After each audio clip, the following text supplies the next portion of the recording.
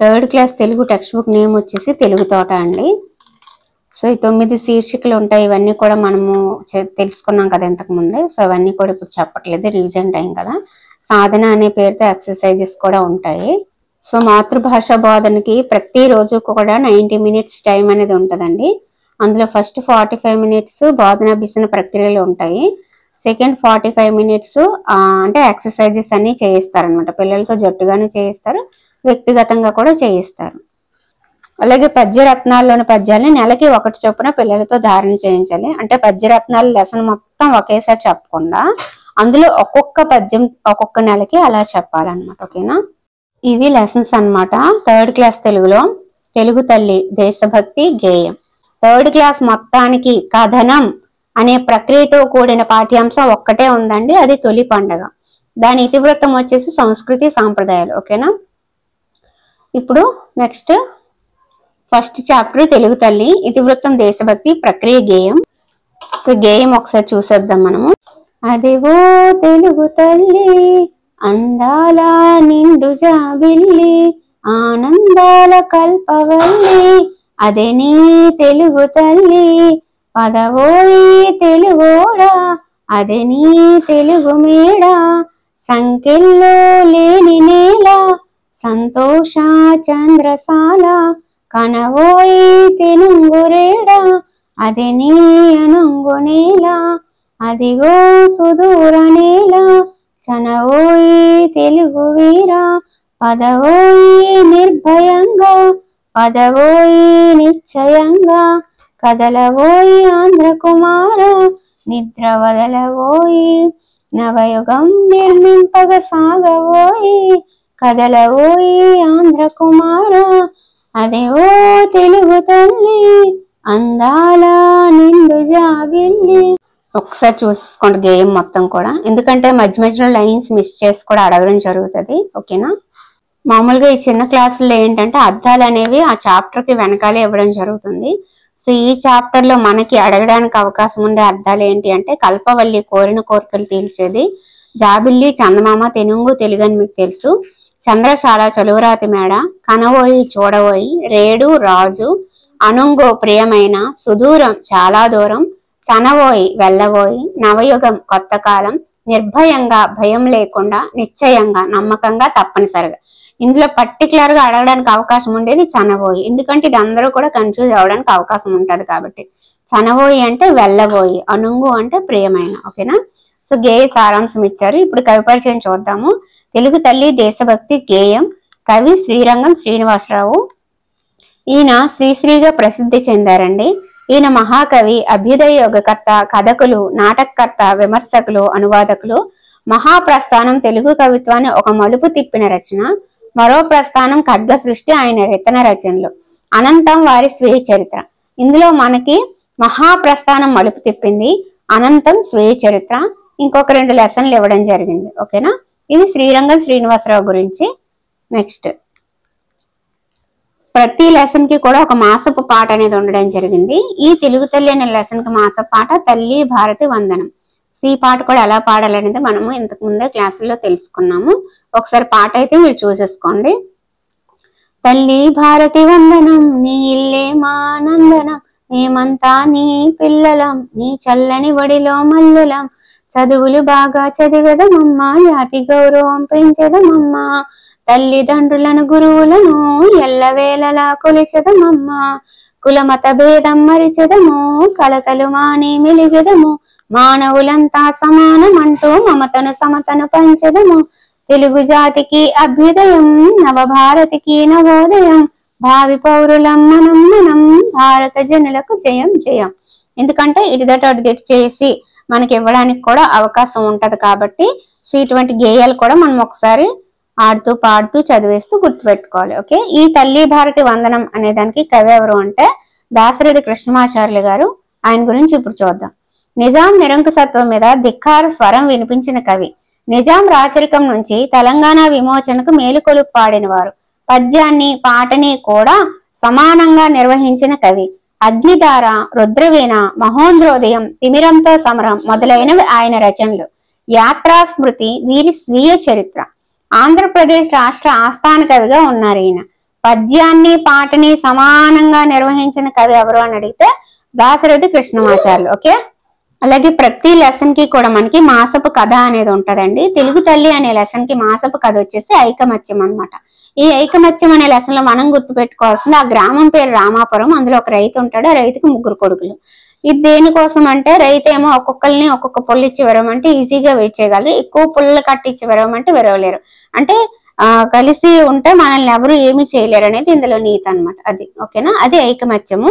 ఈ ఐకమత్యం అనే మాసపు కథ కవి వచ్చేసి లియో టాల్స్టే అన్నమాట. ఈ కథకు టాల్స్టే కథ ఆధారం. లియో టాల్స్టే ప్రపంచ ప్రసిద్ధి పొందిన రష్యన్ కథకులు, నవలాకారులు. సమరం, శాంతి, అనాకెరినినా వంటి గొప్ప నవలలు ఈయన రచించారనమాట. ఈయన రష్యన్ అనేది గుర్తుపెట్టుకోండి. సో ఇది మనకి ఇంగ్లీష్ లో కూడా ఈయన మనకి వస్తారండి, ఇంగ్లీష్ లెసన్స్ లో కూడా. ఓకేనా, సెకండ్ లెసన్ మర్యాద చేద్దాము. ఇతివృత్తం, హాస్యం, ప్రక్రియ, కథ. ఈ మర్యాద చేద్దాం అనే పాఠ్యాంశం మనకి కళింగ రాజ్యంలో పరమానందే అనే పండితుడి కోసము. ఆయనకి 12 మంది శిష్యులు ఉండేవాళ్ళు. వాళ్ళకి వయసు పెరిగింది కానీ బుద్ధి పెరగలేదు. వాళ్ళు చేసే పనులన్నీ కూడా నవ్వు తెప్పిస్తూ ఉంటాయి అన్నమాట. సో అది మర్యాద చేద్దాం అనే లెసన్. 12 మంది శిష్యులు, కళింగ రాజ్యం, పరమానందే అని గుర్తుపెట్టుకోండి. అలాగే పరమానందే గారి ఫ్రెండ్ పేరయ్య అని కూడా గుర్తుపెట్టుకోండి. ఓకేనా, ఆయన కూడా ఒక పండితుడే. ఆయన ఇలా కట్టేశారు, ఇదంతా కూడా అర్థమవుతుంది కదా. అలాగే ఇక్కడ చూసారా 3 దొంగలు పడ్డారు అనేది కూడా గుర్తుపెట్టుకోండి. ఓకేనా, వీళ్ళు చేసిన కార్యక్రమాలన్నీ మీకు ఇక్కడ కనిపిస్తున్నాయి కదా. ఇది లెసన్ అన్నమాట. ఓకే, ఈ లెసన్ యొక్క అర్థాలు వచ్చేసి పండితుడు బాగా చదువుకున్నవాడు, అన్నీ తెలిసినవాడు. జనులు అంటే ప్రజలు. అమాయకత్వం అంటే తెలియనితనం. పొరుగురు అంటే పక్కూరు. దంపతులు అంటే భార్యాభర్తలు. అఘాయిత్యం అంటే చేయకూడని పని. బావురుమన్ అంటే బోరున ఏడవడం.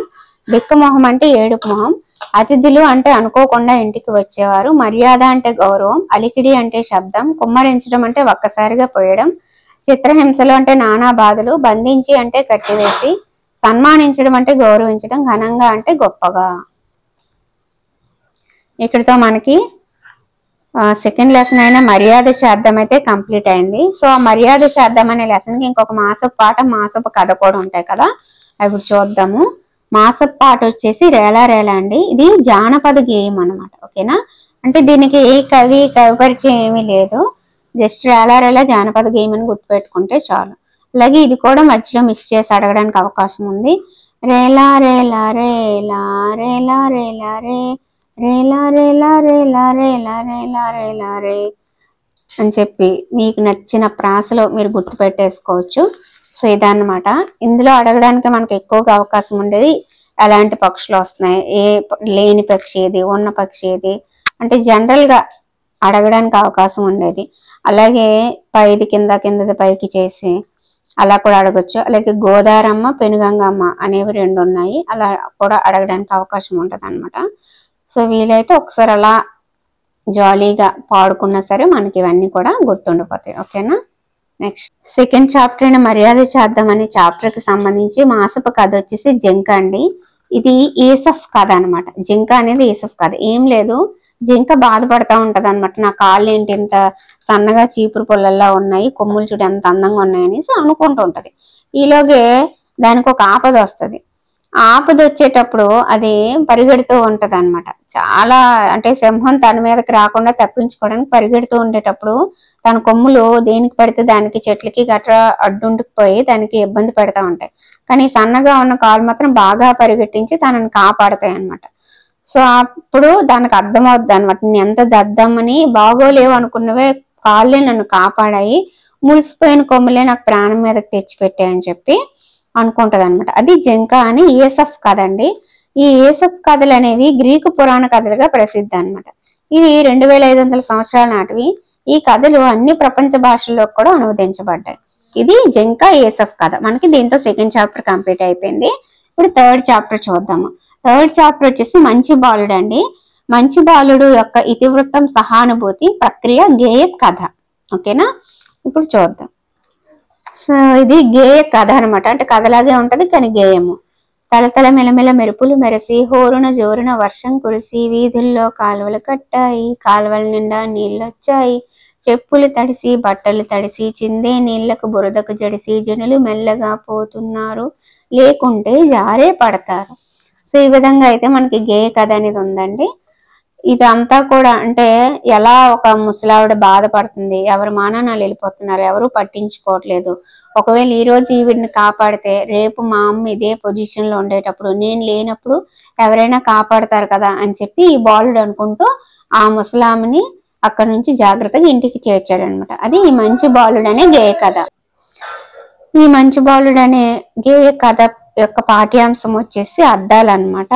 వీధులు బజార్లు జడిసి భయపడి, జనులు ప్రజలు జనం, త్రోవ దారి, వడి వేగం, సాయం సహాయం, ముదిసలి ముసలి, జాలి దయ, కొనిపోవు తీసుకుపోవు, మనము మనస్సు, దుర్బలులు బలం లేనివారు, మనుజుడు మనిషి, మనుగడ జీవనం జీవితం.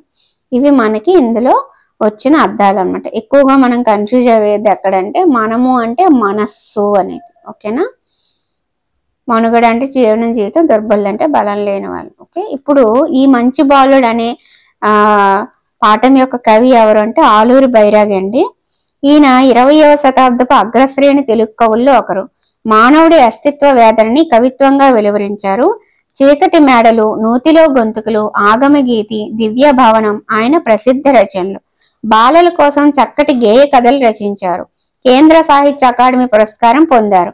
మనం ఇప్పటికీ 3 లెసన్స్ చెప్పుకున్నాము. ఎక్కడా కూడా మనకి కేంద్ర సాహిత్య అకాడమీ పురస్కారం ఎవరు అందుకోలేదు. ఆలూరి బైరాగి గారి గురించి ఫస్ట్ తెలుసుకున్నాం. ఓకే, ఈ లెసన్ లో మనకి జంట పదాలను ఇంట్రడ్యూస్ చేశారు. అంటే లెసన్ లో ఉన్నాయి కదా, తల తల, మిల మిల, గడ గడ అని చెప్పి.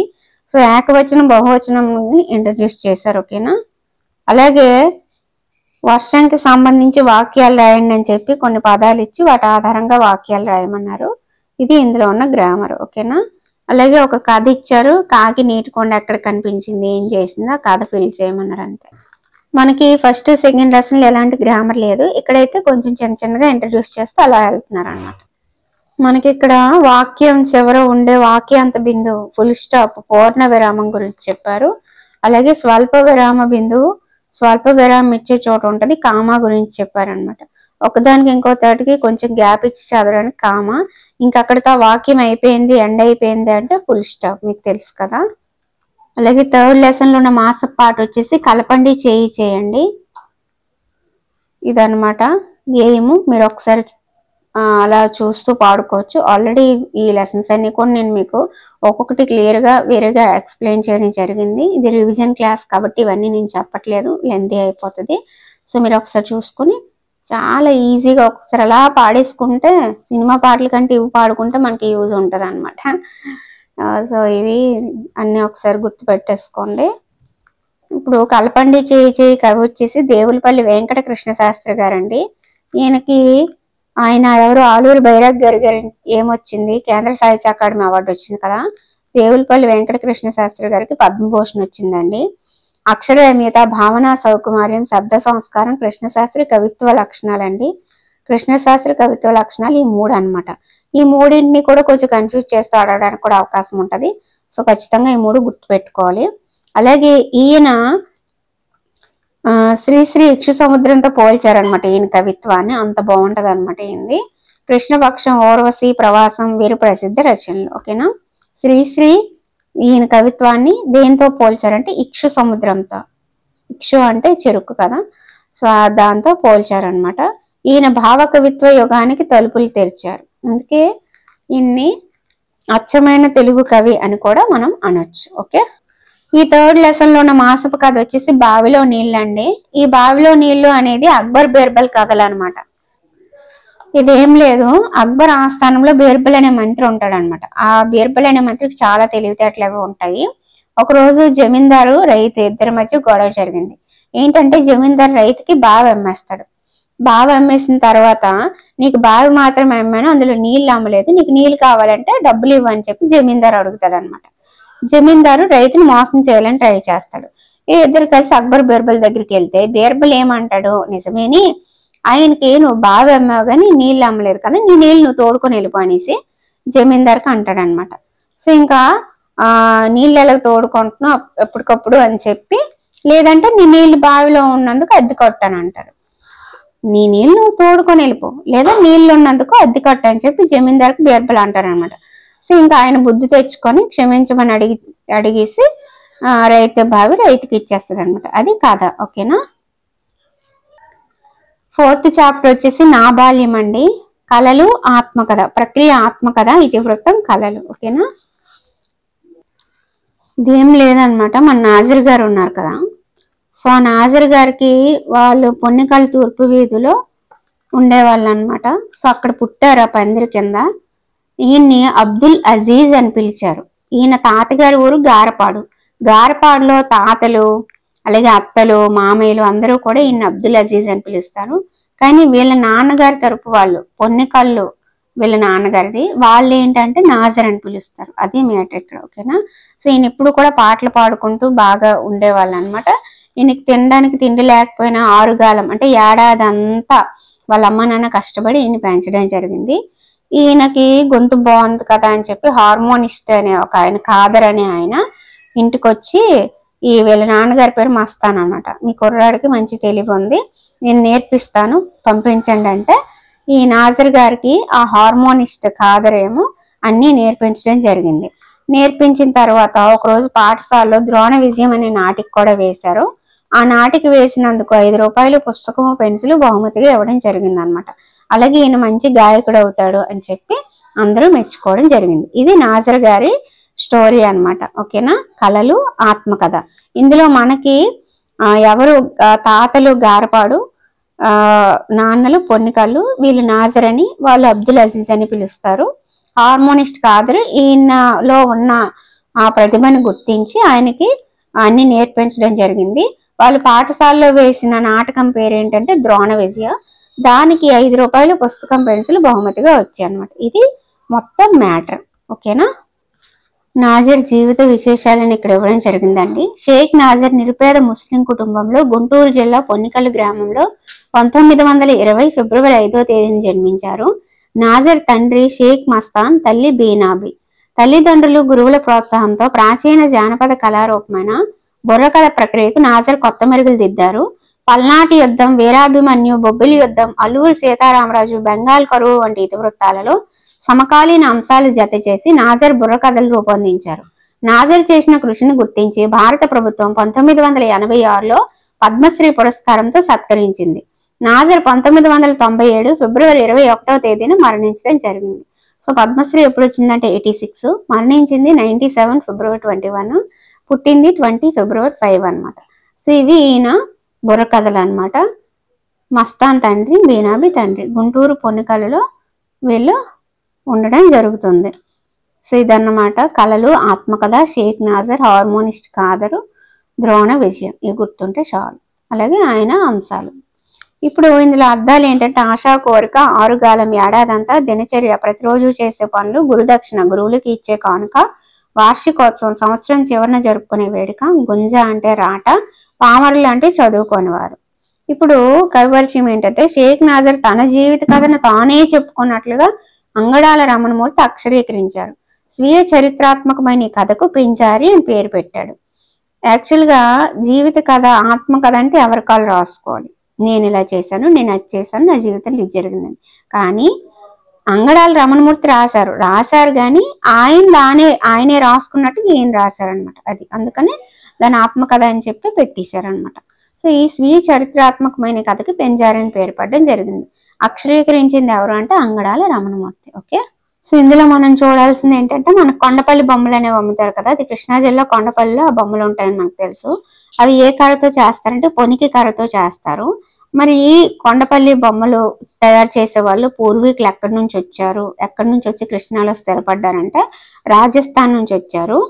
వీళ్ళు చేసే ఏనుగంబారి, దశావతారాలు, తాడి చెట్టు ఇలాంటి కొండపల్లి బొమ్మలు చాలా కూడా చేస్తూ ఉంటారనమాట.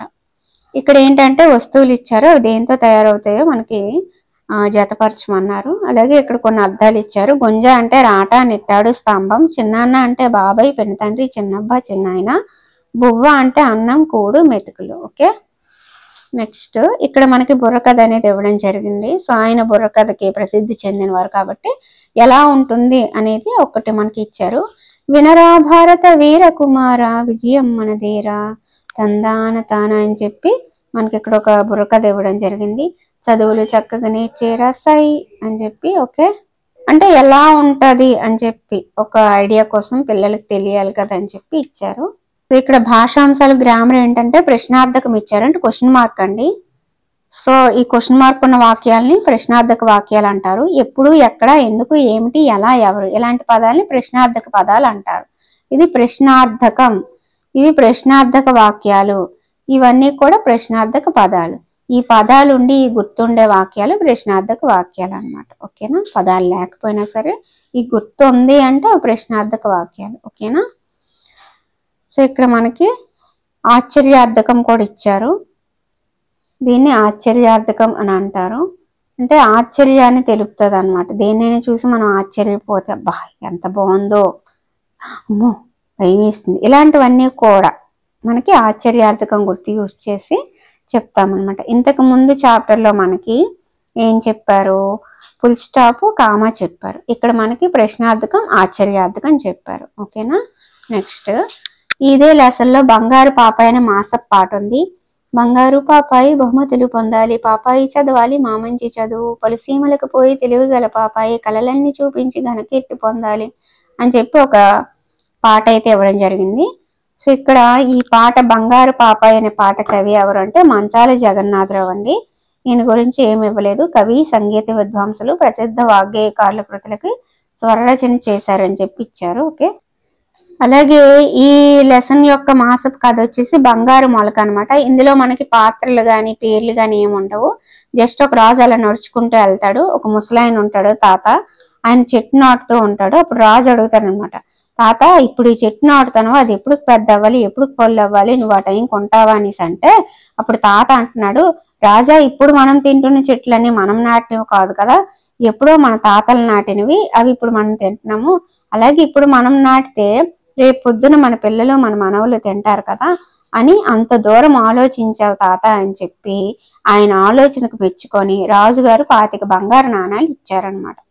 అది అప్పుడు ఈయన సరదాగా అంటాడు అనమాట, చూసావా నాటిన రోజే బంగారు కాసులు కాసింది చెట్టు అని చెప్పి ఇద్దరు నవ్వుకుంటారనమాట. అది ఈ బంగారు మొలక అని. ఓకేనా. మాసపు కథ ఇది ఎవరు రాసింది కాదు, చెప్పింది కాదు. సో కవులు ఎక్కడి నుంచి వచ్చింది ఏది కూడా ఇక్కడ లేదనమాట, జస్ట్ ఒక కథ. ఓకే. 5th చాప్టర్ వచ్చేసి పొడుపు వెడుపండి. ఇతివృత్తం ప్రక్రియ వచ్చేసి భాషాభిరుచి సంభాషణ అనమాట. సంభాషణ అనేది ప్రక్రియ, ఇతివృత్తం వచ్చేసి భాషాభిరుచి. అంటే ప్రక్రియ అంటే అది ఏ ప్రక్రియలో ఆ లెసన్ ఉంది, మనకి గేయంలో ఉందా, ఆత్మకథగా ఉందా, కథగా ఉందా, కథనంగా ఉందా, సంభాషణ రూపంలో ఉందా, ఏ రూపంలో ఆ లెసన్ ఉన్నది అనేది ప్రక్రియ. ఇదేంటి అని మళ్ళీ కన్ఫ్యూజ్ అయిపోవద్దు. అలాగే అది దేన్ని మనకి ఇస్తుంది, అది ఏ ఉద్దేశంతో ఏ ఇతివృత్తంతో అది కొనసాగుతుంది అనేది ఇతివృత్తం అనమాట. భాషాభిరుచి గురించి ఈ లెసన్ తెలియజేస్తుంది కాబట్టి అది దాని ఇతివృత్తం. అది సంభాషణ అనే ప్రక్రియలో కొనసాగింది. ఓకేనా, క్లారిటీ. ఇప్పుడు పొడుపు విడుపు చూద్దాము. ఇక్కడ ఒక పొడుపు కథ ఇచ్చారు. అడవిలో పుట్టింది, అడవిలో పెరిగింది, మా ఇంటికి వచ్చింది, తైతక్కలాడింది. ఏమిటది కామెంట్ చేసేయండి. ఇక్కడైతే ఈ లెసన్ లో పాత్రలు ఉంటాయండి, సీతి, సూరి, వెంకి, గిరి, మామి అని. సో వీళ్ళిద్దరితో మనకు పెద్ద పని లేదనమాట. ఈయన చందమామ పుస్తకం, ఆయన న్యూస్ పేపర్ చదువుకుంటారు. వీళ్ళిద్దరిని తీసేయండి. ఇప్పుడు వీళ్ళ ముగ్గురు మధ్య కన్వర్జేషన్ అయితే జరుగుతుంది.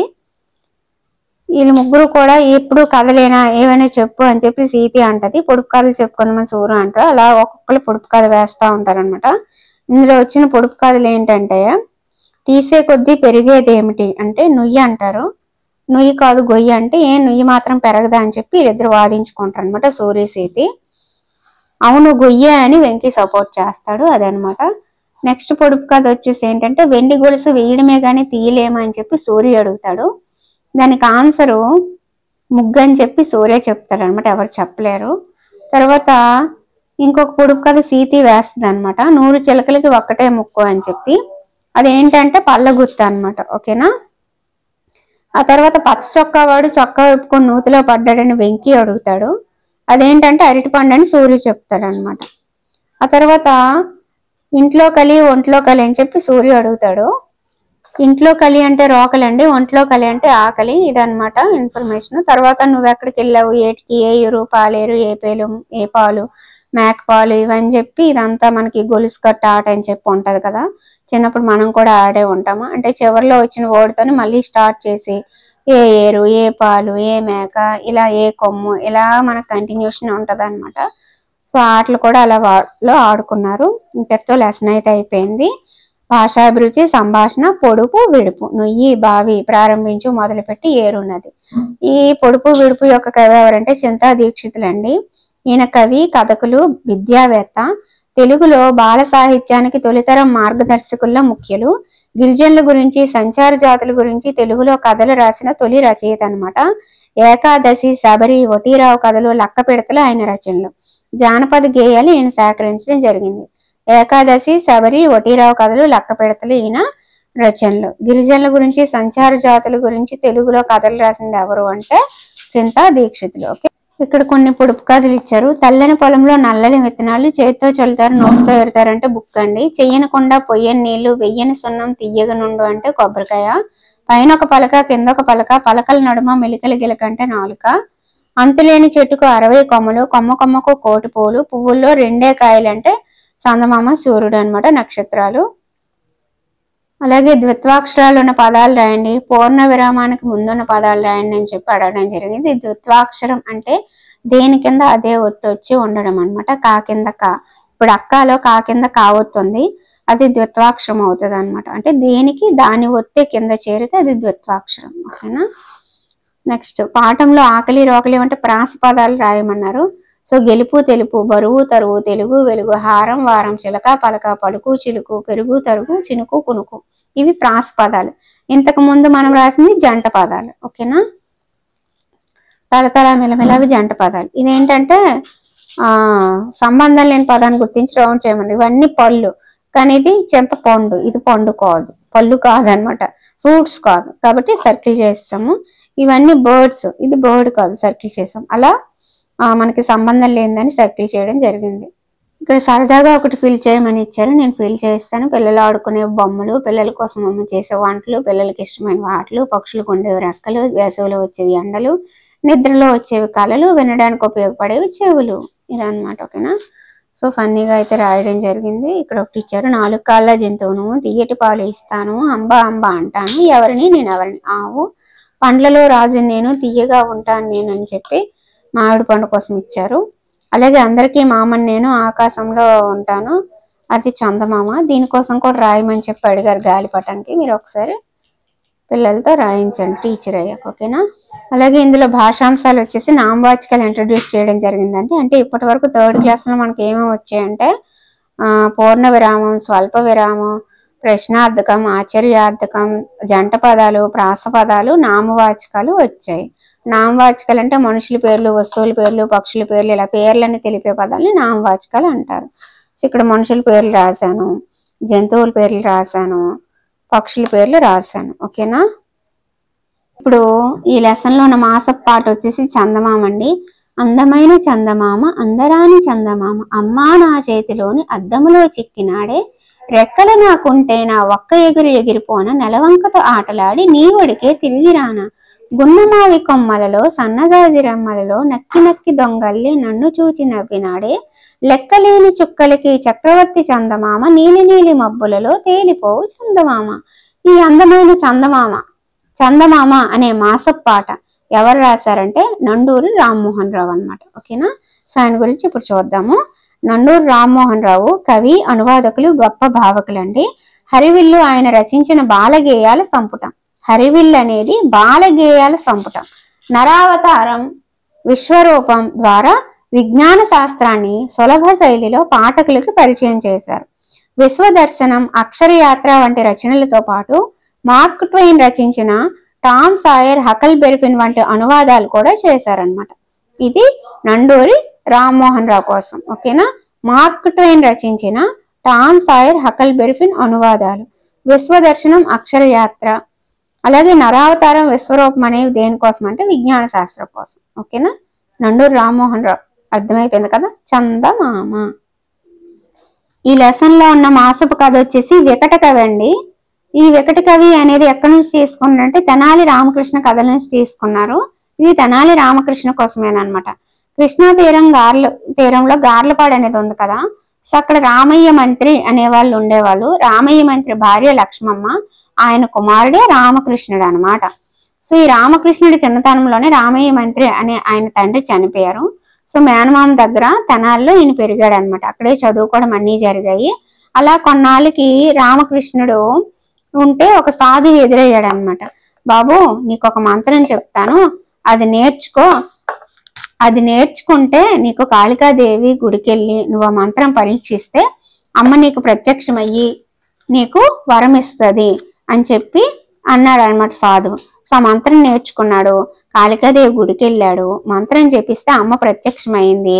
చేతిలో 2 పాత్రలు ఉంచింది. ఒకటి పాలు, ఒకటి పెరుగు. పెరుగు అయితే ధనవంతుడు అవుతావు, పాలు తాగితే పండితుడు అవుతావు, నీకేం కావాలి కోరుకో అని చెప్పి అమ్మ కాళికాదేవి అడిగారు. అప్పుడు రామకృష్ణుడు మొత్తం చూసి 2 గిన్నెలు ఒకసారి తీసుకొని తాగేశాడు. కాళికాదేవికి కోపం వచ్చింది. ఇదేం పని, నీవు వికటకవి అవుతావు పో అని చెప్పి అన్నదన్నమాట. అప్పుడు రామకృష్ణుడు దేవి కాళ్ళపై పడి, క్షమించు, ధనం లేని పాండిత్యం, పాండిత్యం లేని ధనం వ్యర్థమే కదమ్మా, 2 కావాలనేసి ఇలా చేశాను, దయ చూపించని వేడుకున్నాడు. కాళికాదేవికి దయ కలిగింది. ఈ తెనాలి రామకృష్ణుడే వికటకవిగా ప్రసిద్ధుడయ్యాను అనమాట. ఈ వికటకవి అనే పదం కూడా తిరగేయండి, ఎలా తిరిగేసినా ఒకేలాగా ఉంటది అనమాట. సో ఈయన రామకృష్ణుడి రాయల వారి ఆస్థానంలో చేరి అష్టదిగ్గజాల్లో ఒకడయ్యి గొప్ప కావ్యాలు రాసి తెనాలి రామకృష్ణుడన్న రామలింగుడన్న ఒకడే అనమాట. ఇతని మీద చాలా కథలు కూడా మనకి ఉండడం జరిగింది. ఆయనే మన వికట కవి. ఓకేనా, ఇది ఈ లెసన్ అనమాట. 6th చాప్టర్ వచ్చేసి మేమే మేకపిల్ల అండి. పరస్పర సహకారం కథ. ఓకేనా, ఇతివృత్తం పరస్పర సహకారం ప్రక్రియ కథ. ఇప్పుడు చూద్దాం మేమే మేకపిల్ల. ఏం లేదంటే ఒక ఊర్లో ఒక మేకకి 4 పిల్లలు ఉంటాయి. ఈ 4వ దాని చిన్నదాని పేరు మేమే అనమాట. దీనికి ఒకసారి ఢిల్లీ వెళ్ళి రాజుని చూడాలని బుద్ధి పుట్టింది. అమ్మకి చెప్తే నువ్వు ఆ చిన్నదానం అంత దూరం వెళ్ళలేవంటే అమ్మకి చెప్పకుండా బయలుదేరిపోయింది.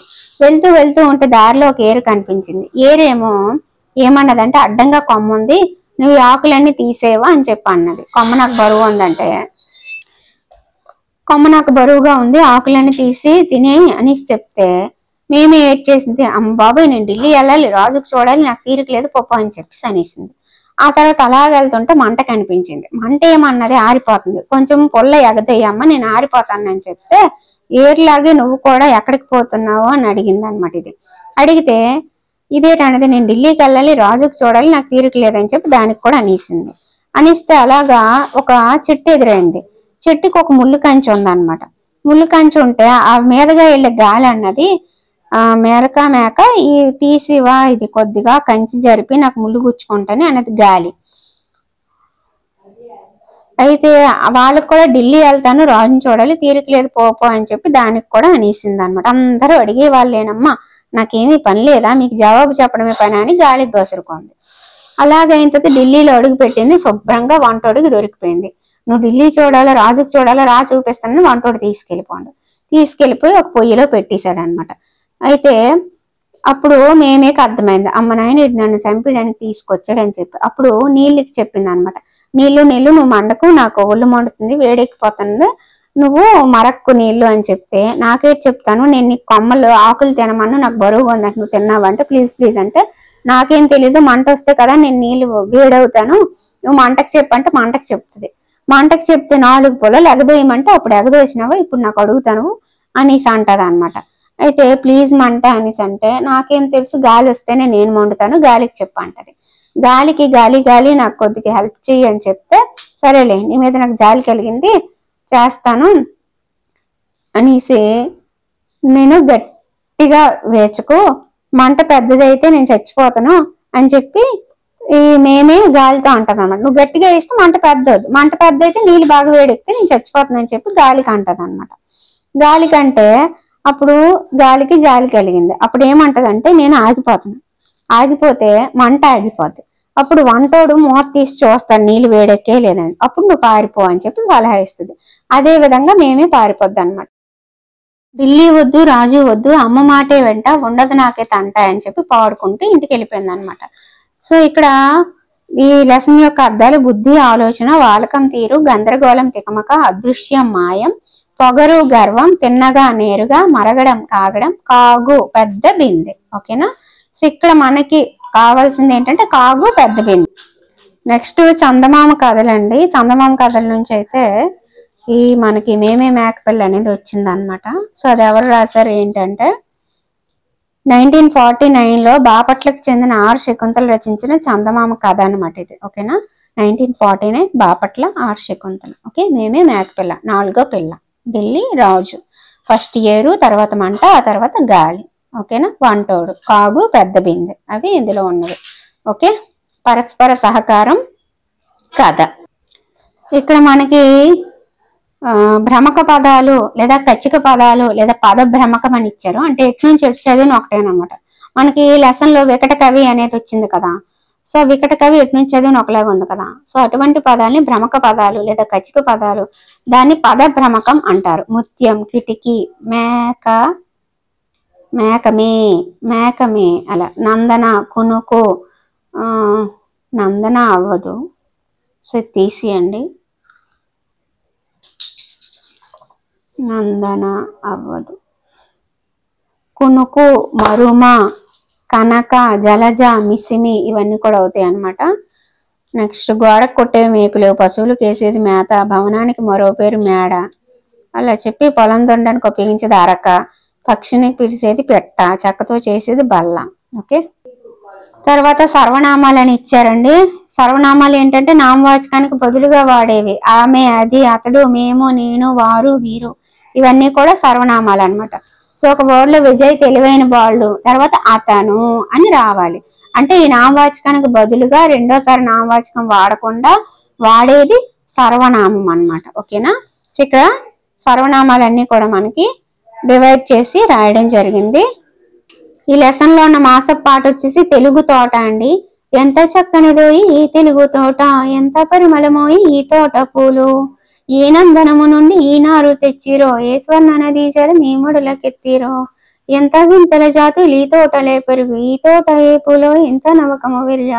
ఇలా మనం హాయిగా పాడేసుకుంటే మనకి నీట్ గా గుర్తుండిపోద్ది అనమాట. ఓకేనా, సో ఈ తెలుగు తోట అనే మాసపు పాట యొక్క కవి వచ్చేసి కందుకూరి రామభద్రారావు అండి. ఇక్కడ ఈయన విషయంలో మనకు గుర్తుపెట్టుకోవాల్సింది ఏంటంటే 3 రచనలు అనమాట. లేమొగ్గ, తరంగిణి, గేయ మంజరి అనే రచనలు ఎవరంటే కందుకూరి రామభద్రారావువి. ఈయన 3rd క్లాస్ లో ఎందుకు వచ్చాడంటే తెలుగు తోట. ఓకే, ఈ తెలుగు తోట అనేది మన టెక్స్ట్ బుక్ నేమ్ కూడా తెలుగు తోట. ఓకే, ఈ లెసన్ లో మాసపు కథ వచ్చేసి మేకపోతు గాంభీర్యం. ఈ కథ యొక్క సారాంశం ఏంటంటే ఉపాయంతో అపాయాన్ని తప్పించుకోవచ్చు. ఒకరోజు ఒక మేక దారి తప్పిపోయి సింహం గుహలోకి వెళ్ళిపోద్ది. సింహం లోపలికి వస్తుంది, వచ్చేసి ఈ చీకట్లో మేక కళ్ళు మెల్లమెల్ల మెరిసిపోతాయి కదా, ఆ కళ్ళు చూసి సింహం భయపడి ఒక అడుగు వెనక్కి వేసింది అనమాట. అయితే సింహం జాడ పసిగట్టిన మేకపోతు కూడా భయంతోనే వణికిపోయింది. కానీ సింహం అని తెలియకొచ్చాను, దీని కంట్లో పెడితే మింగేస్తే ఇప్పుడు ఎలాగా అని చెప్పి అలాగా పైకి మాత్రం ధైర్యంగా ఎవరు నువ్వు అని చెప్పి సింహాన్ని గద్దించి అడిగి 99 సింహాలు నేను చంపాను, నీకు చంపితే 100వ దాన్ని అయిపోతావు, అలాగే ఎలాగని చెప్పి దాన్ని భయపెట్టేస్తుంది. చీకట్లేదు మేకని దానికి తెలియదు కదా, అది కూడా భయపడిపోతుంది. ఒక్కసారి కాళ్ళు 2 పైకెత్తి దాని మీదకి ఎగిరినట్టుగా యాక్షన్ చేస్తే సింహం జడిసిపోయి పారిపోయింది అనమాట. అంటే ఇక్కడ విషయం ఏంటంటే ఒక ఉపాయంతో అపాయాన్ని తప్పించుకుంది మేక. అదే మేకపోతు గాంభీర్యం అనమాట. లోపల భయం ఉన్నా బయటికి ధైర్యాన్ని ప్రదర్శించి సింహాన్ని తరిమి కొట్టి దాని ప్రాణాలు అది కాపాడుకుంది. ఇది మేకపోతు గాంభీర్యం. ఓకే, 7th చాప్టర్ వచ్చేసి పద్యరత్నాలండి. ఇతివృత్తం, నైతిక విలువలు, ప్రక్రియ, పద్యాలు అనమాట. ఇప్పుడు ఆ పద్యాలు ఒకసారి చూద్దాము. అనగననగరాగ మతిశైల్యచు నుండు తినగ తినగవేము తీయనుండు, సాధనమున పనుల సమకూర ధరలోన విశ్వధాభిరామ వినురవేమ. అతిశైల్లు అంటే అభివృద్ధి చెందుతుంది, సాధనము అంటే అభ్యాసం, ధర అంటే భూమి, నేల. ఇలాంటివి అడుగుతారండి. ధర అంటే వెల టిక్కుని పెట్టేస్తాం కాబట్టి ఇలాంటివి చూసుకోవాలన్నమాట. చిన్న క్లాసుల్లో ఉన్నవి కదా, ఈజీగా తీసుకోకూడదు. ఓకేనా, బహుళ కావ్యములను పరికింపగావచ్చు, బహుళ శబ్ద చయము పలుకవచ్చు, సహనమొక్కటబ్బ చాలా కష్టంబురా విశ్వధాభిరామ వినురవేమ. కావ్యములు అంటే గ్రంథాలు, శబ్ద చయము అంటే పదాల సమూహం, మిగతావంటే మీకు తెలిసినవే. నెక్స్ట్, చదువు చదవకున్న సౌఖ్యంబునుండదు, చదువు చదివి నేను సరసుడగును, చదువు మర్మమిరిగి చదివిన చదువురా విశ్వధాభిరామ వినురవేమ. సరసుడు అంటే మంచిని గ్రహించగలిగిన వాడు, మర్మము అంటే సారం, భావం, రహస్యం. ఓకే, ఐకమత్యం ఒక్కటి ఆవశ్యకం ఎప్పుడు దాని బలిమినంతే అయినగూడు, గడ్డి వెంటి బెట్టి కట్టరా ఏనుంగు విశ్వధాభిరామ వినురవేమ. నెక్స్ట్, కమలములు నీట బాసిన కమలోప్తుని రశ్మి సోకి కమలను భంగిన్, తమ తమ నెలవులు దప్పిన తమ మిత్రుల చిత్రలోట తథ్యము సుమతి. కమలాప్తుడంటే సూర్యుడు, తామరలకు మిత్రుడు. రశ్మి అంటే కిరణం, వేడి. సోకి అంటే తాకి, తగిలి. నెలవు అంటే చోటు. లావుగల వాణి కంటెన భావింపగ నీతిపరుడు బలవంతుండవు. గ్రావం బంతక జంపును మావటి వాడెక్కినట్లు మహిళ సుమతి. గ్రావం అంటే కొండ, గజం అంటే ఏనుగు, మావటివాడు అంటే ఏనుగును నడిపించేవాడు, మహి అంటే భూమి. Okay, next. కలిమిగల లోబి కన్నని విలసిత మొగు పేదమేలు వితరణి అయిన చలిచలమ మేలు గద కొలనిధి అంబోది కన్న గొవ్వల చెన్న. కలిమి అంటే సంపద, లోభి అంటే పిష్నారి, చలిచలమ అంటే మంచి నీటి గుంట, కొలనిధి అంటే ఎక్కువ నీరు కలిగినది అని అర్థం. ఓకేనా. అంబోది అంటే సముద్రం. ఇప్పుడు దేశ సేవ కంటే దేవతార్చన లేదు, స్వార్థపరత కంటే చావు లేదు, సానుభూతి కంటే స్వర్గంబు లేదురా లలిత సుగుణజాల తెలుగు బాల. నెక్స్ట్.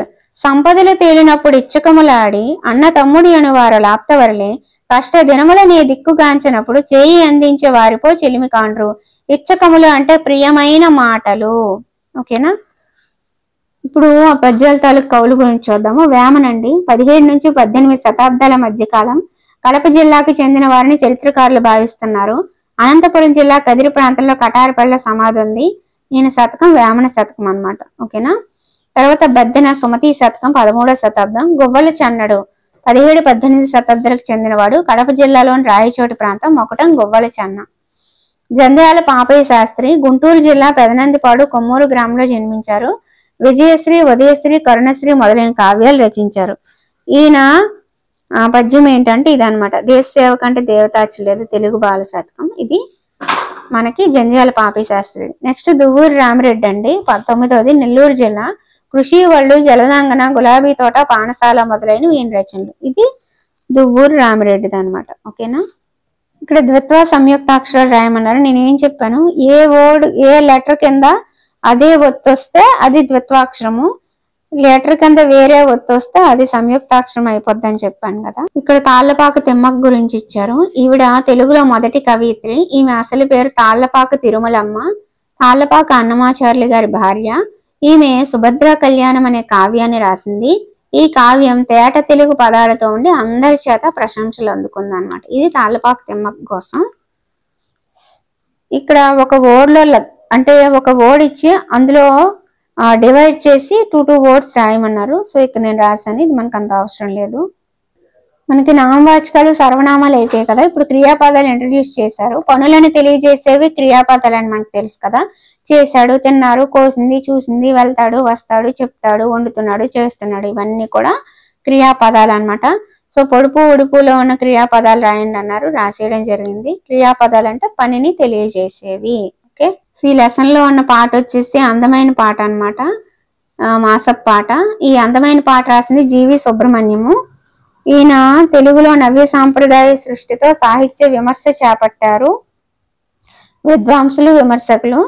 వీరరసం, రసోల్లాసం, సాహిత్య చరిత్రలో చర్చనీయాంశాలను రచనలు ఈయన చేయడం జరిగింది. ఓకేనా.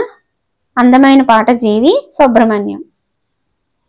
ఈ లెసన్ లో ఉన్న మాసపు కథ వచ్చేసి దిలీపుని కథ అండి. ఇది ఒక పురాణ కథ. మనకి ఈఎస్ఎఫ్ కథ, జాతక కథ ఇలాంటివి వచ్చాయి, గమనించారో లేదు. సో ఇందులో దిలీపుని కథ ఏది అంటే పురాణ కథ. ఇక్కడ మనకి దిలీప మహారాజు, ఆయన భార్య సుదక్షిణాదేవి, ఆవు పేరు నందిని. ఈ 3 మనకి పాత్రలు ఇంపార్టెంట్ అన్నమాట. దిలీప మహారాజుకి సంతానం లేదు. ఆవిడ భార్య పేరు సుదక్షిణాదేవి. ఈ విషయం వశిష్ఠునికి చెప్పుకుంటే ఆయన నందిని అనే ఒక ఆవును చూపించి దానికి సేవ చేయని చెప్పడం జరిగింది. సో అలా ఆవును పెంచుతూ ఉంటాడు. రాజు చాలా దయ కలిగిన వాడు అనమాట. సో ఒక రోజు ఆవును తినడానికి సింహం వస్తే అప్పుడు మహారాజు అంటాడు, ఆవును వదిలే నన్ను తిని అని చెప్పంటే సింహం అంటది అనమాట, నువ్వు బ్రతికుంటే రాజు అయి ఉన్నావు, ప్రజలకు మంచి చేస్తావు, నలుగురికి ఉపయోగపడతావు, ఆవుని బతికించడానికి నువ్వు నిన్ను తినేమంటున్నావు అని చెప్పి సింహం అడిగితే, ఒక ఆవునే కాపాడలేకపోతే నేను ఇక ప్రజల్ని ఏం కాపాడతాను, నేనేం రాజును, అందుకే ఆవునే నేను రక్షించాలనుకుంటున్నాను, నన్ను తినే అని చెప్తే, నీ ధర్మ నిరతికి నేను పరీక్షించడానికి సింహాన్ని సృష్టించామని దేవతలందరూ ప్రత్యక్షమయ్యి ఇంక నువ్వు మా పరీక్షలో నెగ్గావు, నువ్వు ఇంటికి తీసుకొని వెళ్ళిపో నందినిని అని చెప్పి ఆయన్ని పంపించారనమాట. సో ఆ తర్వాత అలా అతనికి ఒక కుమారుడు జన్మించాడు. ఆ కుమారుడి పేరు రఘు మహారాజు. ఆ వంశం వాడే శ్రీరాముడు అనమాట. ఇది దిలీప మహారాజు, సుదక్షిణాదేవి, నందిని అనే ఆవు, సింహము, ఒక పురాణ కథ. ఈయనకి పుట్టిన కొడుకు పేరు రఘు మహారాజు. ఆ వంశం వాడు మన శ్రీరాముడు అన్నమాట. ఓకే, 8th చాప్టర్ వచ్చేసి మా ఊరి ఏరండి, ప్రకృతి వర్ణన గేయం అన్నమాట. ఇతివృత్తం ప్రకృతి వర్ణన, ప్రక్రియ గేయం చూద్దాం. చూడ చక్కని ఏరు మా ఊరి ఏరు, ఏడాదికోసారి ముచ్చటగా పారు, ఏటి మధ్యన గలవు నల్లని గుండ్లు, ఏటికి ఇరువైపులా మొగలి పొదరిండ్లు అని చెప్పి చాలా చక్కగా మీకు నచ్చిన వేలో మీరు పాడేసుకొని ఈ పాటనైతే మీరు గుర్తు పెట్టేసుకోవాలి. ఎందుకంటే ఇటు తెచ్చేసి అడగడానికి కూడా అవకాశం ఉండొచ్చు మన టైం బాగాలేకపోతే. ఓకేనా, సో అందుకని చెప్పి గుర్తు పెట్టుకోండి. ఓకేనా,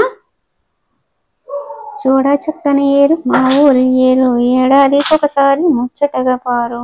మా ఊరి ఏరు ప్రకృతి వర్ణన గేయం. ఇందులో అర్థాలు వచ్చాయి. ఏడాది, సంవత్సరం, ముచ్చటగా, చక్కగా, పారు, ప్రవహించు, గుండ్లు, గుండ్రని రాళ్ళు, పొదరిండ్లు, దట్టమైన పొదలు, సుగంధం, మంచి వాసన, సువాసన, వరద, ఎక్కువ నీటి ప్రవాహం, రొదలు, శబ్దాలు, వినువీధి, ఆకాశం, హొయలుగా, వయ్యారంగా, తిరునాళ్ళు, ఊరి పండగ, వేడుక, పొంగు, ప్రవాహం, పెరుగు, ఇంకిపోవడం, కనిపించకుండా నేలలోకి వెళ్ళిపోవడం, ఇసుక తిన్నెలు, ఇసుక మేటలు, కొరత, తక్కువ, ఉద్యానవనం, పూల తోట, ప్రారంభించు, మొదలుపెట్టు, ఏరు, నది. ఈ విధంగా అయితే మనకు అర్థాలు ఉన్నాయి. ఇందులో కన్ఫ్యూజ్ అవ్వాల్సిన అవసరం ఉన్నది అంటే అది రొదలు, శబ్దాలు. ఓకే, మిగతావన్నీ కూడా మీకు ఆల్మోస్ట్ తెలిసినవే. నెక్స్ట్, ఈ మా ఊరి ఏరు కవి ఎవరంటే మధురాంతకం రాజారాం అండి. ఈయన సుప్రసిద్ధ కథకులు. రాయలసీమ జీవితాన్ని ప్రతిబింబిస్తూ 400కి పైగా కథలు రాశారు. మానవ సంబంధాల్లోని సున్నిత పార్శ్వాలను చిత్రించారు. ఈయన ఉత్తమ ఉపాధ్యాయులు, కేంద్ర సాహిత్య అకాడమీ పురస్కారం కూడా అందుకున్నారు. ఓకేనా, ఈ కేంద్ర సాహిత్య అకాడమీ పురస్కారం ఈ 3rd క్లాస్లో ఇంకొకరికి వచ్చింది. ఎవరికి అంటే ఆలూరి బైరాగి. ఓకే, పద్మభూషణ్ కూడా వచ్చింది దేవులపల్లి వెంకట కృష్ణ శాస్త్రి. ఓకేనా, మధురాంతకం రాజారాం, 400కి పైగా కథలు, ఉత్తమ ఉపాధ్యాయులు, మా ఊరి ఏరు ప్రకృతి వర్ణన గేయం. ఇక్కడ ఒకటి ఇచ్చారు, తెలుగువారు కృష్ణవేణి అని, కృష్ణమ్మ అని, కృష్ణ అని ఆప్యాయంగా పిలిచే నది కృష్ణా నది. ఇది పడమటి కనుమల్లోని మహాబలేశ్వరం వద్ద పుట్టింది. అక్కడి నుండి కృష్ణమ్మ కొండలు కోనలు దాటి శ్రీశైలం, నాగార్జున సాగర్, ప్రకాశం ఆనకట్టల ద్వారా పంటలతో సస్యశ్యామలం చేస్తుంది. దాదాపు 1400 కిలోమీటర్ల ప్రయాణం చేస్తుంది. చివరికి హంసల దీవి వద్ద 2 పాయలుగా చీలి బంగాళాఖాతంలో కలుస్తుంది. ఇది కృష్ణమ్మ కృష్ణవేణి కోసం మనకి ఇక్కడ సొంత వాక్యాలు రాయమని చెప్పి అడిగారు. అలాగే మనకి ఇంట్రడ్యూస్ చేసిన ఫుల్ స్టాప్, కామ, ఆశ్చర్యార్థకం, ప్రశ్నార్థకం ఇచ్చేసి ఫిల్ చేయమన్నారు. ఈ లెసన్ లో ఉన్న మాస పాట వచ్చేసి పంట చేలండి. పంట చేల గట్ల మీద నడవాలి, ఊహలేమ రెక్కలొచ్చి ఎగరాలి. ఇలా పాట పాడేసుకొని ఇదంతా గుర్తు పెట్టేసుకోండి. ఓకేనా, ఈ పంట చేలు పాలగొమ్మి విశ్వనాథం గారు రాశారు. పాలగొమ్మి విశ్వనాథం ఈయన మనకు గుర్తుపెట్టుకోవాల్సింది ఏంటంటే ఆకాశవాణిలో పనిచేశారు, లలిత సంగీతానికి ప్రచారం కల్పించారు, వేలాది పాటలకి సంగీతం కూర్చారు. ఈయన ఒక గీతకర్త. పంట చేలు పాలగొమ్మి విశ్వనాథం అని గుర్తుపెట్టుకోండి. ఓకేనా, బుద్ధి బలం అండి. ఇందులో ఉన్న మాసపు కథ బుద్ధి బలం. ఇది ఏ కథ అంటే పంచతంత్ర కథలు. ఇది గుర్తుపెట్టుకోవాలండి మీరు. మెయిన్ కథ చదివేటప్పుడు అది ఎటువంటి కథ అనేది కూడా అడగడం జరుగుతుంది. ఓకేనా, సో ఇందులో మనం గుర్తుపెట్టుకోవాల్సింది ఏంటంటే సింహం పేరు బాసు రకం అనమాట. మిగతాది ఏమి గుర్తుండాల్సిన అవసరం లేదు, పాత్రలు లేవు. ఒక సింహం పేరు బాసు రకం అనమాట. ఏం లేదు, సింహం ఏమో అడవికి రాజు కదా, ప్రతిరోజు ఎన్నో జంతువుల్ని చంపేస్తుండేది అనమాట. కానీ దానికి రోజుకొక జంతువు చాలు. ఒక రోజు అడవిలో జంతువులన్నీ బాసు రకం దగ్గరికి వెళ్ళి మీకు రోజుకొకటి చాలు, కానీ మీరు మిగతా వాటన్నిటిని నాశనం చేయడం ఎందుకు, మేమే రోజుకొక జంతువుని పంపిస్తాం, మీరు తినండి కూర్చోండి గుహలోనే అని చెప్పాను. సింహం కూడా ఒప్పుకుంది. రోజుకొక జంతువు వెళ్ళేది. ఆ రోజు కుందేలు వంతు వచ్చింది అనమాట.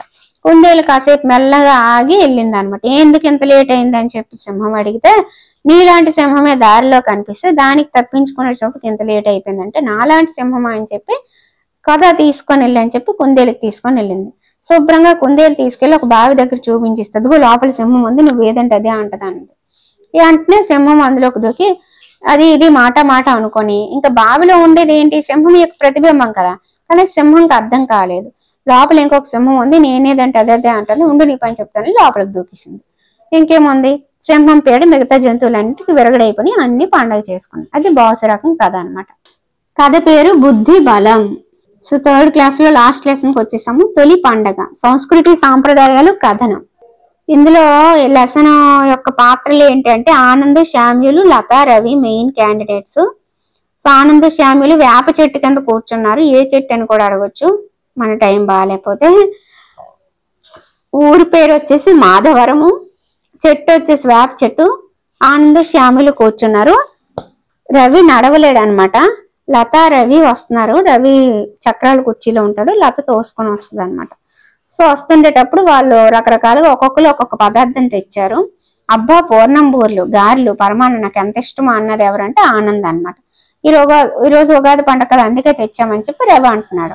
భలే ఉంది ఉగాది పచ్చడి, తీతీగా పుల్లపుల్లగా చేసేదిగా అంటూ లొట్టలేసింది శామ్యూల్ అనమాట. ఈ విధంగా అయితే వీళ్ళు మాట్లాడడం జరిగింది. ఇది ఆనంద్, ఇది శామ్యూల్ మాట్లాడారు. సో జాంకాయలు, ఆనంద్ జాంకాయలు తెచ్చాడు అనమాట. ఓకేనా, బెల్లం ముక్కలు తెచ్చానక్క అని చెప్పి ఒకరికొకరు చెప్పేసుకుంటున్నారు అనమాట. శామ్యూల్ బెల్లం పొక్కలు తెచ్చాడు, ఆనంద్ జాంకాయలు తెచ్చాడు. ఎందుకు మీరేం తెచ్చారు అని శామ్యూల్ వాళ్ళ బొట్లు వైపు చూశాడు అనమాట. నెక్స్ట్ అయితే మరి అసలు ఈ ఉగాది అంటే ఏంటని చెప్పి అక్కడ ఒక తాత కనిపించాడు అనమాట. అతని పేరు రంగయ్య. ఆ రంగయ్య తాత ఉగాది పచ్చడి ఇస్తే ఎంత బాగుంది తల్లి అని చెప్పి లతని మెచ్చుకుంటున్నాడు అనమాట రంగయ్య తాత. ఆ తర్వాత పిల్లలు ఏమో తాత మాకు ఉగాది పచ్చడి, ఉగాది గురించి తెలియదు చెప్పంటే రంగయ్య తాత చెప్తున్నాడు అనమాట. ఉగాది తెలుగు వారి తొలి పండుగ, ఈ పండుగతోనే తెలుగు సంవత్సరం మొదలవుతుంది, అందుకే దీన్ని తెలుగు సంవత్సరాది అని ఉగాది అని పిలుస్తాము. పచ్చడి గురించి చెప్పమంటే చెప్తున్నాడు అనమాట. ఎవరు చెప్పమన్నారు? పచ్చడి గురించి చెప్తా అని అడిగాడు ఆనంద్.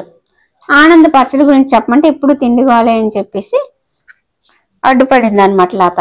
అప్పుడేమో వేపపోత, లేత మామిడి ముక్కలు, కొత్త చింతపండు, కొత్త బెల్లం, ఉప్పు, కారం అన్ని కలిపి ఉగాది పచ్చడి చేస్తారు. చేదు, వగరు, పులుపు, తీపి, ఉప్పు, కారం ఇలా 6 రుచులు ఉంటాయి అని చెప్పి రంగయ్య తాత విషయం మొత్తం చెప్పాడు. ఈ 6 రుచులు షడ్రుచులు అంటారని చెప్పి టీచర్ చెప్పాడని ఆనంద్ గుర్తు చేసుకున్నాడు. తర్వాత లైటింగ్ బండ్లు కడుతున్నాడు అనమాట కరీముల్లా. కరీం మామ ఎందుకు ఇవన్నీ కడుతున్నావు, రామాలయం దగ్గర ఎందుకు ఇవన్నీ వేస్తున్నావు అని చెప్పి అడిగితే ఈరోజు ఉగాది కదా పంతులు గారు వచ్చి పంచాంగం చెప్తారు అని చెప్పి కరీముల్లా చెప్తున్నాడు అనమాట. ఓకేనా, ఇక్కడితో మనకి తొలి పండుగ అనే లెసన్ అయిపోయింది. అందులో అర్థాలు గ్రామం, ఊరు, పల్లెటూరు, కమ్మని, మంచి, చక్కని, తొలి, మొదటి, ప్రారంభం, మొదలు, ఆది, మొదలు, నైవేద్యం, దేవుడికి పెట్టేది, నివేదన చేసేది, షడ్రుచులు, 6 రుచులు, పంచాంగం 5 భాగాలు కలది, విశేషాలు, కొత్త విషయాలు. ఓకే, నెక్స్ట్ ఇక్కడ ఏం లేదు. తిథి, వార, నక్షత్ర, యోగ, కరణములను తెలిపే గ్రంథం పంచాంగం. 5 కదా, 1, 2, 3, 4, 5. ఈ 5ంటిని కలిపి తెలుపుతుంది కాబట్టి అది పంచాంగం అయ్యింది. ఉగాది రోజు పంచాంగ శ్రవణం అంటే వినాలి, పంతులు గారు చెప్తే మనం వినాలి, మనకు మనం చదువుకోవడం కాదు. ఓకే, అలాగే ఉగాది పచ్చళ్ళు ఎన్ని రుచులు ఉంటాయంటే 6 రుచులు. అసలు ఈ ఉగాది ఎప్పుడంటే చైత్ర శుద్ధ పాడ్యం రోజు జరుపుకుంటాం. ఓకే, అర్థాలు వచ్చేసరికి గుర్తు అంటే ప్రతీక, 6 రుచులు అంటే షడ్రుచులు, వినడం అంటే శ్రవణం, 5 అంగాలు అంటే పంచాంగం, పర్వం అంటే పండుగ, రోజు అంటే నాడు. ఇక్కడ మనకి తెలుగు సంవత్సరాలు ఎన్ని అంటే 60 కదా. ఈ 60 కంప్లీట్ అయిపోయిన తర్వాత మళ్ళీ ఫస్ట్ దాని నేమ్ వస్తుంది అనమాట. సో ఈ విధంగా ఇవి రిపీట్ అవుతూ వస్తుంటాయి ఫస్ట్ నుంచి. ఫస్ట్ ఇది ప్రభవ, విభవ, శుక్ల, ప్రమోదోత, ప్రజోత్పత్తి ఇలా ఉంటాయి. ఓకేనా, ఇప్పుడు మన ప్రెసెంట్ ఇయర్ ఏంటంటే విశ్వావసనామ సంవత్సరం నడుస్తుంది. 2025 నుంచి 26 విశ్వావసనామ సంవత్సరం 39వ అనమాట. ఓకేనా, అలాగే మనకి 12 నెలలు ఉంటాయి తెలుగు నెలలు. ఇంగ్లీష్లో అయితే జాన్వరి నుంచి డిసెంబర్ అంటారు కదా, తెలుగులో అయితే చైత్రం నుంచి పాల్గొనం అనమాట. చైత్రం, వైశాఖం, జ్యేష్టం, ఆషాఢం, శ్రావణం, భాద్రపదం, ఆశ్వేజం, కార్తీక, మార్గశిరం, పుష్యం, మాఘం, పాల్గొనం. ఓకేనా, తెలుగు నెలలు 12, తెలుగు సంవత్సరాలు 60 గుర్తుపెట్టుకోండి. ఇక్కడ మనకి ఆంగ్ల నెల, దాని తెలుగు నెల పేరు, అందులో వచ్చే పండగ పేరు, ఇలా క్యాలెండర్ చూసి రాయమన్నారు. అలాగే ద్విత్వాక్షరాలు, సంయుక్తాక్షరాలు రాయమన్నారు. వీటి దగ్గర కామ పులి స్టాప్లు వాడమన్నారు. అది భాషాంశాలు, ప్రాజెక్ట్ పని. నెక్స్ట్ ఈ లాస్ట్ లెసన్ లో వచ్చిన మాస పాట వచ్చేసి అందాల తోటలో. అందాల తోటలో బాల ఏమంది, ఆడగా పాడగా తోడు రమ్మంది, గున్నా మామిడి పైన కోయిలేమంది, కూ అంటే కూ అన్న కొంటే ఎవరంది. సో ఈ విధంగా అయితే మనకి మాసపు పాట అయితే ఉంది. ఈ మాసపు పాట అందాల తోటలో అనే మాసపు పాట రచించింది ఎవరంటే కస్తూరి నరసింహమూర్తి. ఈయన విషయంలో మనం ఏం గుర్తుపెట్టుకోవాలంటే ఈ పాట కస్తూరి నరసింహమూర్తి గారు రచించిన పాపాయి సిరులు అనే గే సంపుటి నుంచి తీసుకున్నారు, అది గుర్తుపెట్టుకోవాలి. ఓకే, లాస్ట్ లెసన్ యొక్క మాసపు కథ నక్క యుక్తి. ఇది ఒక జానపద కథ. ఓకేనా, నక్క యుక్తి జానపద కథ. ఏం లేదు, నక్కకి ఏరు దాటాల్సిన అవసరం వచ్చింది. ఏరు దాటాలంటే లోపల మొసళ్ళు ఉన్నాయి, తినేస్తే అని భయం వేసింది. అప్పుడు ఒక మొసలికి పిలిచి, మొసలి బావ నాకు ఎందుకు మా నక్కలే ఎక్కువ ఉన్నాయి అనిపిస్తుంది, మీరు తక్కువ ఉన్నారు అనిపిస్తుంది అని అడిగితే, అదేంటి బావ అలాగంటావు, మేమే ఎక్కువ ఉన్నామంటే నక్క అంటది, మీరు వచ్చి వరుసగా లైన్లో నిలబడండి, మీ మీద దాటుకుంటూ మిమ్మల్ని లెక్క పెడితే వెళ్తాను అనేసి అంటది. సో అన్ని లైన్లో నిల్చుంటాయి గొర్రెలాగా. సో ఇదేమో ఒక్కొక్క దాని మీద దాటుకుంటూ అవతలకి వెళ్ళిపోద్ది అనమాట. సో మొసళ్ళ బారిన పడకుండా ఏరు దాటుకొని తడవకుండా హాయిగా వెళ్ళిపోతే అప్పుడు మొసళ్ళకి అన్నదట, చూసావా మేమే కదా ఎక్కువ ఉన్నాము అని చెప్పి అన్నదట మొసలి. అప్పుడు నక్క నవ్వేసి, ఈ నది దాటడానికి నేను వేసిన ఎత్తది, ఎవరు ఎక్కువైతే మాత్రం వచ్చే లాభం ఏముంటుందిలే అని చెప్పి అనేసిందట నక్క. నక్క తెలివికి మొసళ్ళు ఆశ్చర్యపోయి. ఈ నక్క యుక్తి అనే జానపద కథ కవి జంధ్యాల సుబ్రహ్మణ్య శాస్త్రి, గద్వాల సంస్థాన కవి, అవధాన విద్యలో నిష్ణాతుడు, సహస్రావధాని, ఆంధ్రుల చరిత్ర, ఆంధ్ర సామ్రాజ్యం, రత్నలక్ష్మి, శతపత్రం, కేనోపనిషత్తు మొదలైన రచనలు చేసింది ఎవరంటే జంధ్యాల సుబ్రహ్మణ్య శాస్త్రి. నక్క యుక్తి జానపద కథ. ఓకే, ఇంతటితో మనకి 3rd క్లాస్ తెలుగు అనేది పర్ఫెక్ట్ గా కంప్లీట్ అయిపోయింది. ఒక్కసారి కథ అది ఎక్కడి నుంచి వచ్చింది అనేది ఒకసారి చూసేద్దాం. నక్క యుక్తి జానపద కథ జంధ్యాల సుబ్రహ్మణ్య శాస్త్రి. బుద్ధి బలం అనేది పంచతంత్ర కథ భాసు రకం. దిలీపుని కథ అనేది పురాణ కథ. దిలీప మహారాజు, సుదక్షిణాదేవి, నందిని, రఘు మహారాజు, శ్రీరాముడు. ఓకే, మేకపోతు గాంభీర్యానికి సంబంధించి ఎటువంటిది ఇవ్వలేదు కాబట్టి మనకు అవసరం లేదు, కాకపోతే అపాయంతో ఉపాయాన్ని తప్పించుకోవాలనేది గుర్తుపెట్టుకోవాలి. నెక్స్ట్ వికట కవి అండి. వికట కవి అనేది తెనాలి రామకృష్ణ కథల నుంచి తీసుకున్నారు. ఓకేనా, బంగారు మొలక, 25 బంగారు నాణాలు, మామిడి మొక్క. ఓకే, బావిలో నీళ్లు అనేది అక్బర్ బీర్బల్ కథల నుంచి తీసుకున్నారు. జమీందారు, రైతు, బావి. జింక అండి. జింక అనేది యూసఫ్ కథ. యూసఫ్ కథ అనేది 2500 సంవత్సరాల క్రితం అని మనకు తెలుసు కదా. ఐకమత్యం, రామాపురం, ముగ్గురు కొడుకులు, లియో టాల్స్టాయ్. సో ఇక్కడతో మనకి పర్ఫెక్ట్ గా 3rd క్లాస్ అనేది కంప్లీట్ అయిపోయింది. ఎక్కడ ఎలాంటి బిట్ వచ్చినా మీరు చేయగలరని అనుకుంటున్నాను. మీరు ఇప్పుడు చేయాల్సింది ఏంటంటే కళ్ళు మూసుకొని ఒక్కొక్క లెసన్, దాని ఇతివృత్తం, ప్రక్రియ, కవి ఎవరు, ఆయనకు సంబంధించిన ఇన్ఫర్మేషన్ ఏంటి గుర్తు తెచ్చేసుకోండి. ఓకేనా, సో ఇంతటితో మనకి 3rd క్లాస్ రివిజన్ అయితే పర్ఫెక్ట్ గా కంప్లీట్ అయిపోయింది. Okay, thank you.